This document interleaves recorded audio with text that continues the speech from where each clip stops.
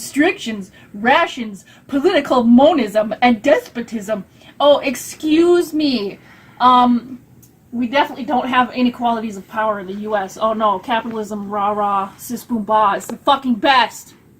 Okay, rationing. You want to talk about fucking rationing of healthcare in this country based on how much fucking money you have? Oh, no, but no, we're angels. The United States can do no wrong, we're fucking angels. Okay?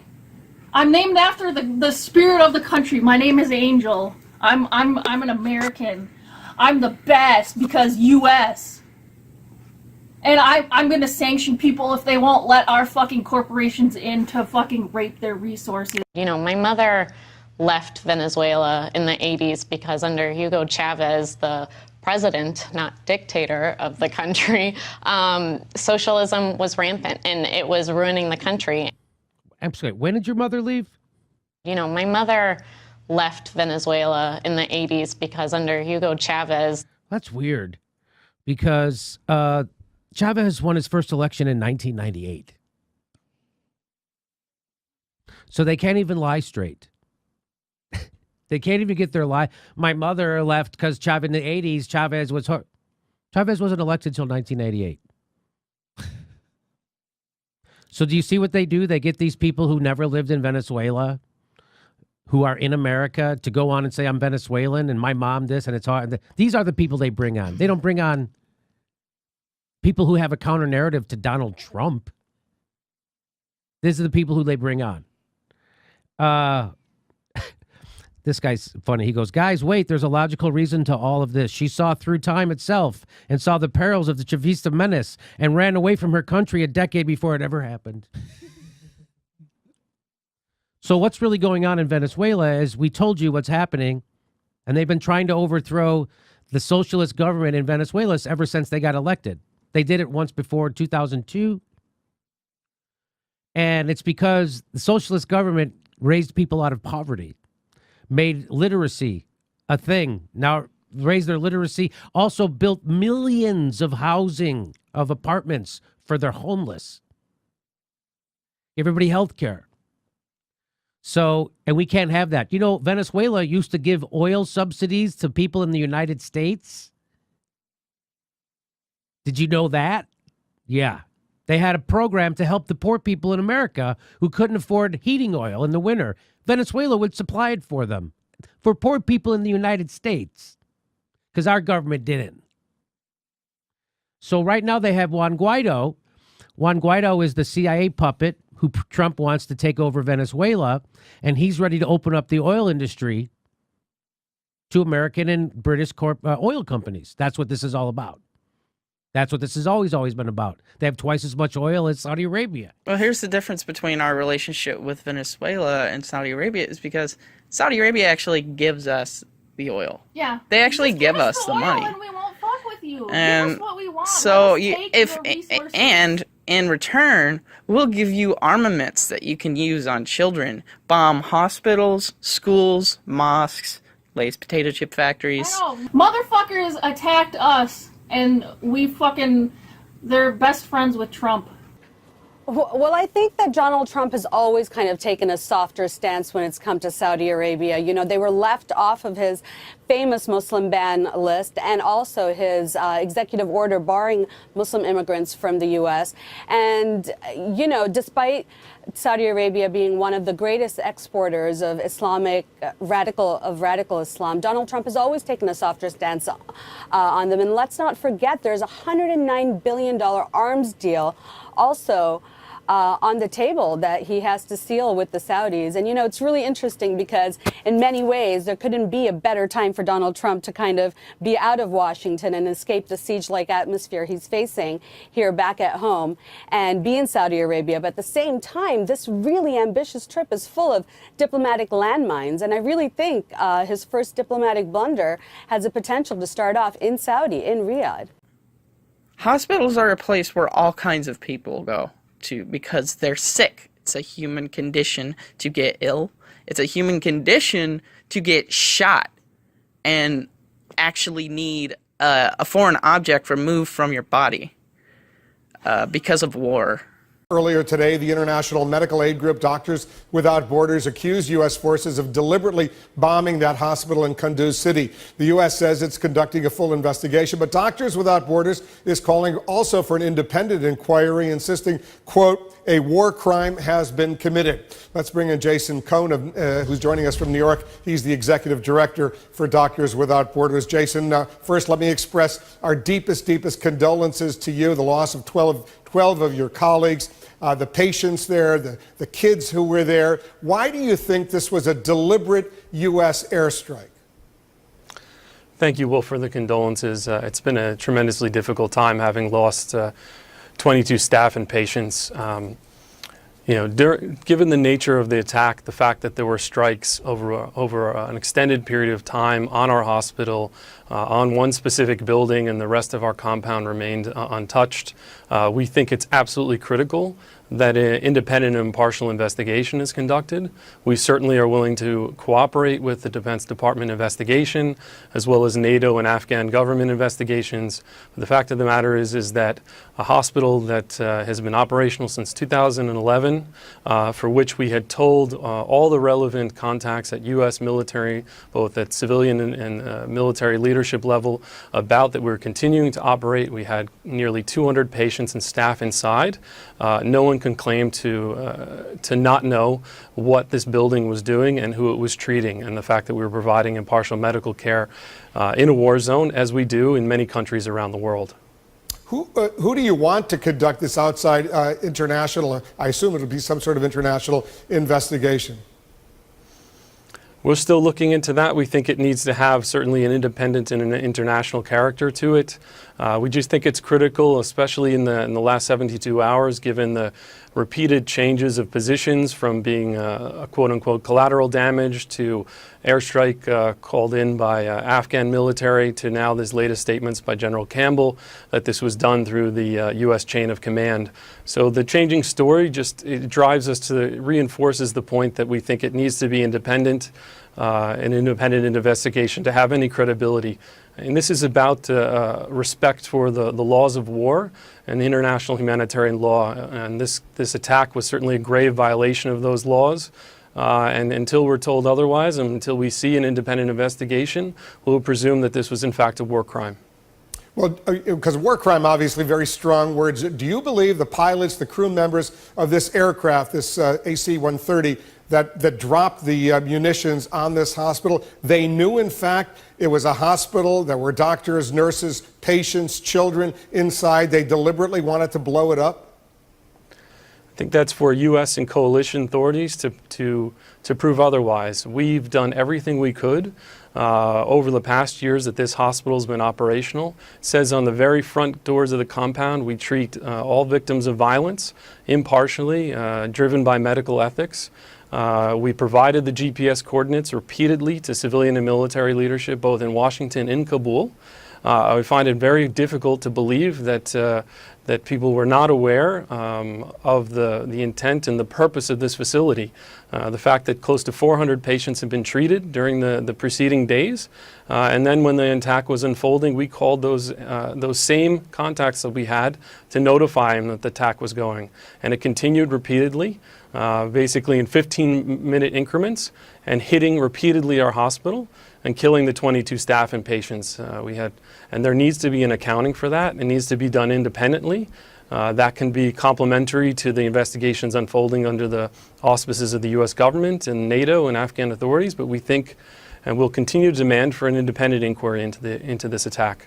Is there any evidence, Jason, that the Taliban may have been launching fire from either from within that hospital or very near to that hospital that could have inspired this attack? Our staff tell us on the ground, and note that we had close to 80 staff both on the ground working in the hospital, that it was quiet in the compound until the airstrike started. We cannot accept that armed forces enter our hospitals. That puts our staff at risk anywhere in the world, not just in Afghanistan, in Yemen, South Sudan. We need respect for our facilities. They're there to treat anyone who's wounded, but it requires, and it says on the front gates of our hospital, that you cannot enter with weapons.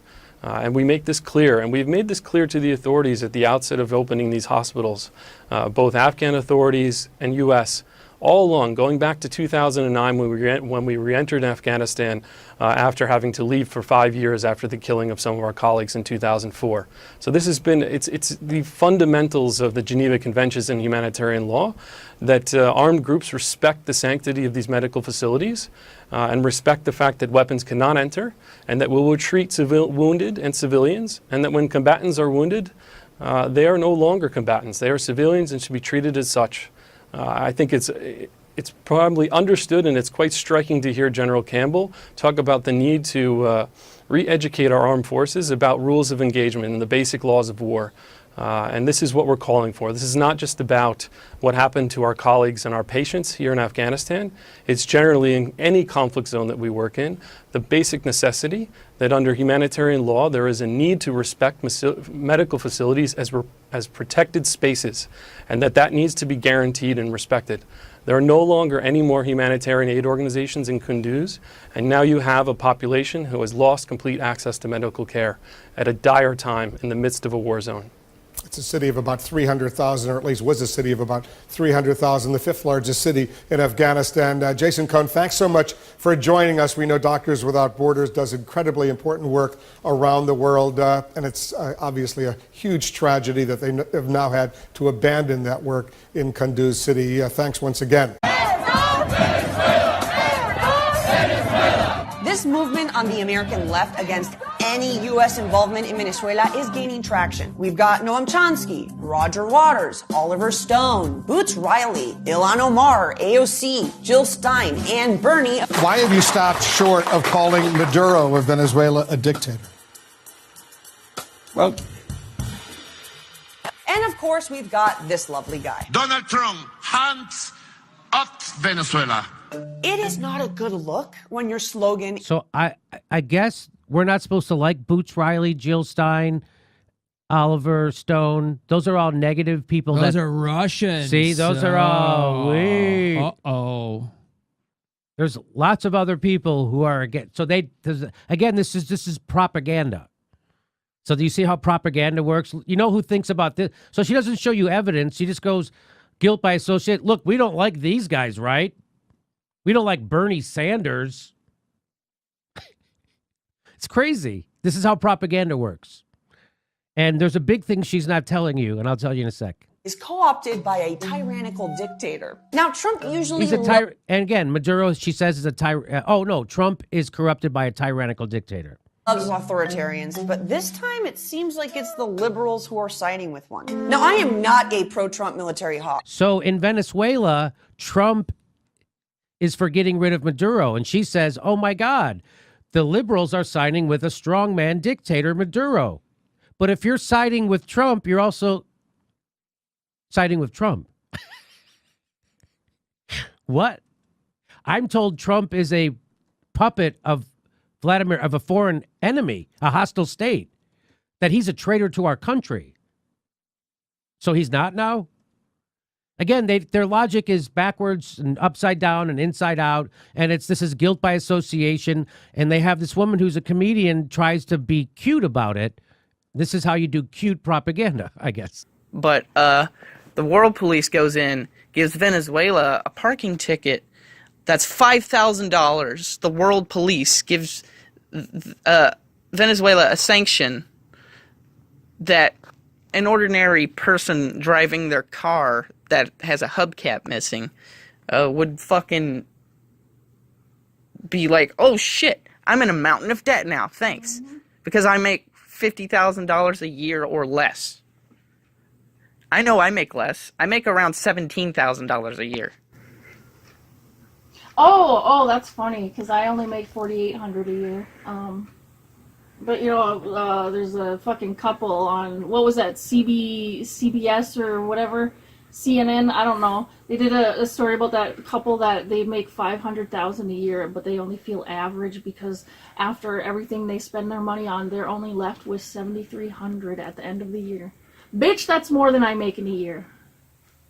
Okay, so Sam Dogan of Financial Samurai said, this one couple shared their story, and I decided to anonymously highlight their reported expenses with a focus on why they end up feeling average even though they're such high earners. So first of all, a few of the big standout expenses right off the bat, quote unquote expenses. As you can see, they both max out their 401k plan each year and are working on paying down student loan debt. But even though they qualify as upper class, after taxes, fixed costs, childcare, and discretionary expenses, there's only $7,300 left each year to go towards other savings goals, investment accounts, or retirement funds, which again, they have already maxed out for both of them, their traditional retirement accounts. So that 401k contribution, by the way, that is $36,000 per year for them.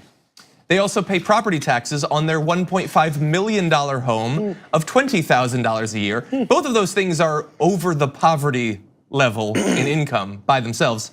So, okay, so that's the housing. Let's talk about other things though. So 3 vacations a year, $18,000. I understand you're gonna think that I'm lying. I don't think me and my family took a vacation of any amount in the first 16 years of my life.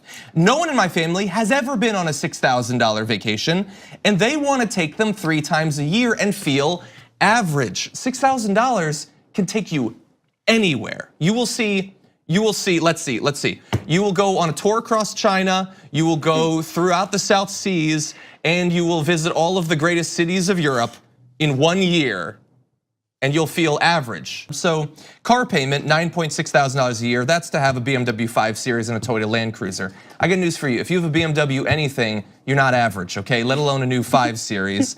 Children's lessons, sports, piano, violin, academics, $12,000 a year. That's $1,000 a month for lessons.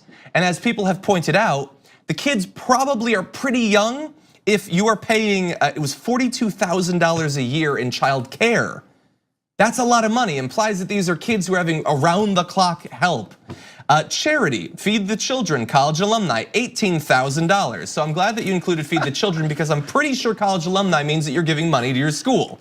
So that is sort of charity, I guess, but you're giving a on the line of poverty amount of money every year in charity and then saying, I don't know where it goes. Where would you want it to go after that? You've already given $18,000 in charity. Miscellaneous, because something always comes up, $10,000. What is coming up? A new business idea? A boat? Did a boat come up? A new Harley, it just came up my driveway. $10,000, and what's left after all of that? $7.3 thousand after maxing out your 401k, going on 3 trips around the world, having a super nice house, a super nice car, giving a ton of money to charity, your kids know Kung Fu, $7.3 thousand.